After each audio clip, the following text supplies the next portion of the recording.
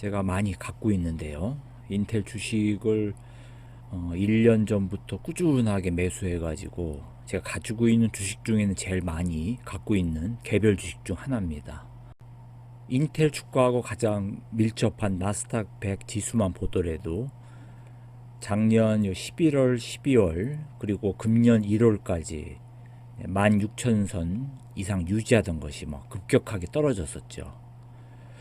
물론 16,000선에서 지금 현재 1900선까지 밀린 상태지만요. 오늘 조금 그나마 올라서 1900선까지 현재 유지되고 있는데 나스닥 100이 어떤 분들은 이제 10,000 이하로 떨어질 수 있다고 얘기도 하지요. 네, 저만 이제 조금 희망적으로 좀 긍정적인 생각을 갖고 있기 때문에 저는 제 나름대로 요 10,000 라인 유지하면서 최소한도 요 11,000에서부터 내년 연초에 13,000이나 14,000 정도는 유지하지 않을까 그렇게 생각은 합니다. 지금 봉우리 보면은 요 맨 위에 고점 16,700 가까이 요 고점 이루는 이 지점은 제가 볼 때는 꽤 오랜 시간이 걸리겠죠. 몇 년이 걸릴지는 모르겠지만요. 하지만 이 고점을 빼고 요 첫 번째 봉우리하고 두 번째 봉우리 사이, 네, 최소한도 요 두 번째 지난 요 8월달 9월달에 고점 이뤘던 요 13,700 라인 정도는 내년 상반기든 늦어도 하반기까지는 오지 않을까 생각하는데요. 제 개인적인 어떤 생각입니다. 만약에 13,700 가까이 온다고 하면은 과연 인텔의 주가가 어떻게 변할지 한번 생각을 해보겠습니다. 오늘 조금 그래도 올랐는데요. 인텔이 오늘 한 2.6% 정도 올랐습니다. 오늘 나스닥 100이 거의 한 2.5% 이상 올랐기 때문에 같이 따라서 올랐는데 하지만 이 1개월 차트만 보면은 12% 이상 떨어진 상황이고 6개월치 보면은 30% 정도, 그리고 1년을 봐도 거의 반토막이 나 있는 그런 상황이죠. 이런 상황에서 만약에 8월 달 정도 13,700 정도 나스닥 100이 올라준다면은 주가가 대략적으로 한 39불이나 40불 가까이 되지 않을까 생각합니다. 내년도 제 나름대로 생각하고 있는 인텔 주가 최고점은 한 39불 정도 생각을 하고 있습니다.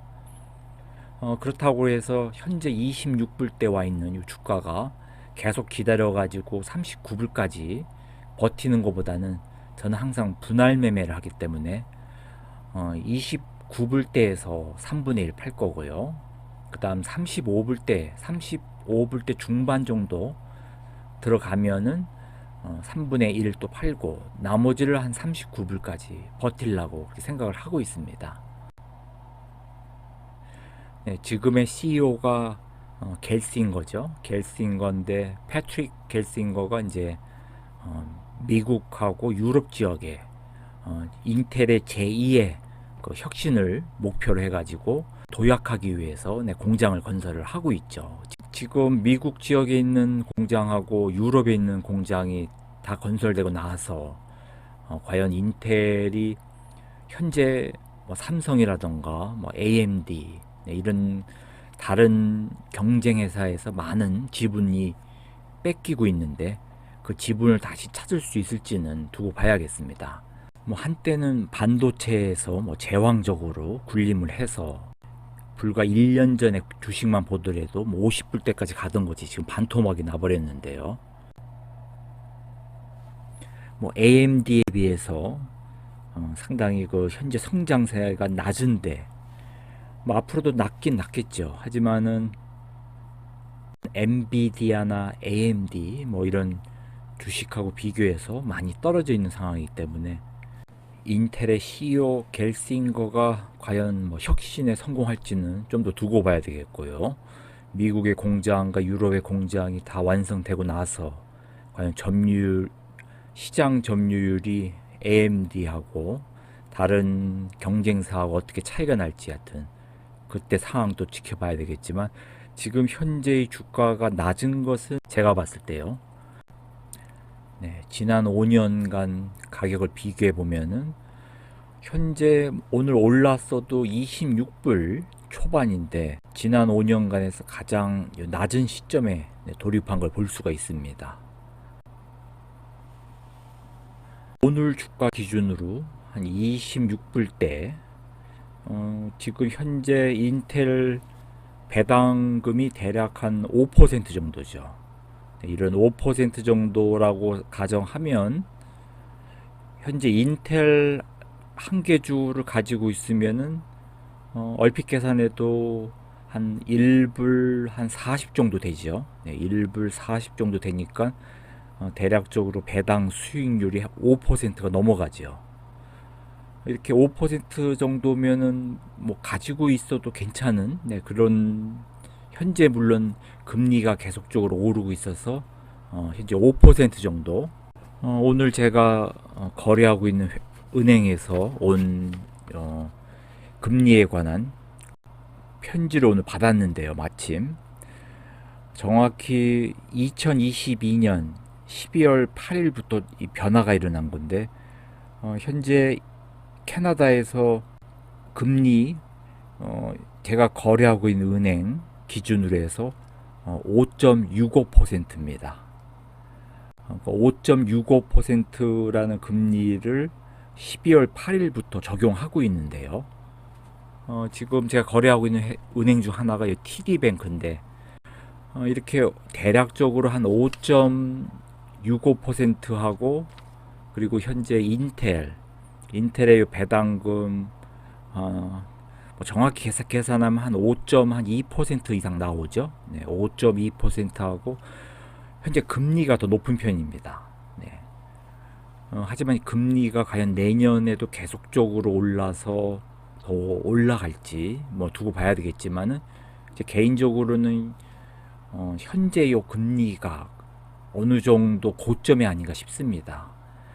내년에 한 차례 더 오른다고 해도 6% 올라가긴 어렵고요. 현재 5.65%인데 많이 오른다고 해도 5.8% 정도 고점 찍고 내려올 것 같은데요.